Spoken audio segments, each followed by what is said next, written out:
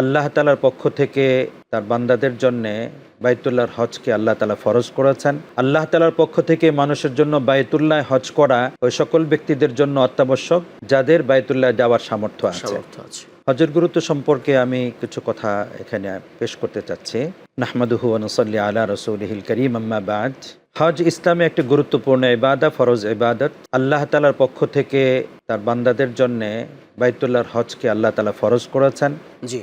এছাড়া আল্লাহ রসুল সাল্লাল্লাহু আলাইহি ওয়াসাল্লাম হজের গুরুত্ব আরোপ করে ইসলামের যে 5টা স্তম্ভ বা যে 5টা পিলারের কথা হযরত রাসূল করিম সাল্লাল্লাহু আলাইহি ওয়াসাল্লাম তার হাদিসের মধ্যে ইরশাদ করেছেন, সেখানেও হজকে ইসলামের একটা স্তম্ভ হিসাবে আল্লাহ রসুল সাল্লাল্লাহু আলাইহি ওয়াসাল্লাম উল্লেখ করেছেন। জি। সেই হিসাবে আমরা বুঝি যে হজ একটা গুরুত্বপূর্ণ ইবাদত, গুরুত্বপূর্ণ বিষয়। হজের গুরুত্ব সম্পর্কে শুরুতেই আমি বলবো, আল্লাহ রাব্বুল আলামিন পবিত্র কোরআনে যা ইরশাদ করেছেন এ সম্পর্কে আমরা একটু আলোচনা শুনব। আল্লাহ তাআলা পবিত্র কোরআনে সূরা আলে ইমরানের 97 নম্বর আয়াতের মধ্যে ইরশাদ করেন, আউযু বিল্লাহি মিনাশ শাইতানির রাজীম, ওয়ালিল্লাহি আলান নাসি হিজ্জুল বাইতি মান ইসতাতা ইলাইহি সাবিলা। এই আয়াতের মধ্যে আল্লাহ তাআলা ইরশাদ করছেন, আল্লাহ তাআলার পক্ষ থেকে মানুষের জন্য বাইতুল্লাহ হজ করা ওই সকল ব্যক্তিদের জন্য অত্যাবশ্যক যাদের বাইতুল্লাহ যাওয়ার সামর্থ্য আছে। এখানে ইসতাতা ইলাইহি সাবিলা, এই ইসতাতাআত বা সক্ষমতা বা সামর্থ্য, এই বিষয়টাকে আমরা দুই ভাগে ভাগ করতে পারি, দুই ভাগে দেখতে পারি। একটা হচ্ছে একজন মানুষের শারীরিক সুস্থতা, মানসিক সুস্থতা, অঙ্গ প্রত্যঙ্গের সবলতা, এগুলো যেরকমভাবে সক্ষমতার একটা অংশ। আরেকটা অংশ হচ্ছে যে আর্থিক এবিলিটি, যে মক্কায় যাওয়ার বা হজের এলাকাগুলোতে পরিদর্শন করার বা ওই সকল এলাকায় আমলগুলো করার জন্যে যে যাওয়া আসার যে খরচ, এই খরচ বহন করার এবিলিটি বা যোগ্যতা বা এই সক্ষমতা একজন হাজী সাহেবের থাকা দরকার। এই দুইটা এবিলিটি যদি কারোর মধ্যে থাকে বা দুইটা সক্ষমতা কারোর মধ্যে থাকে, তাহলে তার জন্য জীবনে একবার হজ করা ফরজ।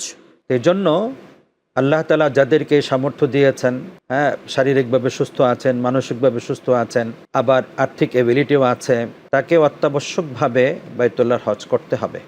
এটা আল্লাহ তাআলার পক্ষ থেকে ফরজ বিধান। এছাড়া আল্লাহ রাসূল সাল্লাল্লাহু আলাইহি ওয়াসাল্লাম যে হাদিসের মধ্যে বলছেন যে বুনিয়াল ইসলামু আলা খামসিন, শাহাদাতি আল্লা ইলাহা ইল্লাল্লাহ ওয়া আন্না মুহাম্মাদুর রাসূলুল্লাহ ওয়া ইকামিস সালাহ ওয়া ইতাইজ যাকাত ওয়াল হজ্জ ওয়া সাওম রমাদান। এখানে ইসলামের 5টা স্তম্ভের কথা আল্লাহ রাসূল সাল্লাল্লাহু আলাইহি ওয়াসাল্লাম ইরশাদ করেছেন।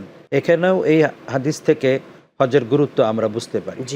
এছাড়া সূরা হজ্জের 27 নম্বর আয়াতের মধ্যে আল্লাহ তাআলা হযরত ইব্রাহিম আলাইহিস সালামকে লক্ষ্য করে ইরশাদ করেন, যখন হযরত ইব্রাহিম আলাইহিস সালাম এই কাবা নির্মাণ করা শেষ করলেন তার পুত্র হযরত ইসমাঈল আলাইহিস সালামকে সাথে করে, তখন আল্লাহ তাআলা হযরত ইব্রাহিম আলাইহিস সালামকে নির্দেশ দেন, যেটা আয়াতের মধ্যে এসেছে। আল্লাহ তাআলা বলেন, আউযু বিল্লাহি মিনাশ শাইতানির রাজীম, ওয়া আযযিন ফিন নাসি বিল হজ্জি আতুকা রিজালান ওয়া আলা কুল্লি দামির ইয়াতিনা মিন কুল্লি ফাজ্জিন আমিক। অর্থাৎ হে ইব্রাহিম, আপনি মানুষের মাঝে হজের ঘোষণা দিয়ে দিন। মানুষেরা দূর দূরান্ত থেকে কেউ পায়ে হেঁটে আসবে, কেউ উটের উপর সওয়ার হয়ে আসবে, কিংবা কোনো বাহনে সওয়ার হয়ে তারা হজে চলে আসবে, আপনি এই ঘোষণা দিয়ে দেন। তখন হযরত ইব্রাহিম আলাইহিস সালাম আল্লাহ তাআলাকে বলেছিলেন, আল্লাহ, এখানে এই মক্কা প্রান্তরে জনমানব শূন্য একটা প্রান্তর, আমি এখানে ঘোষণা দিলে আমার এই ঘোষণা কে শুনবে, কে আসবে?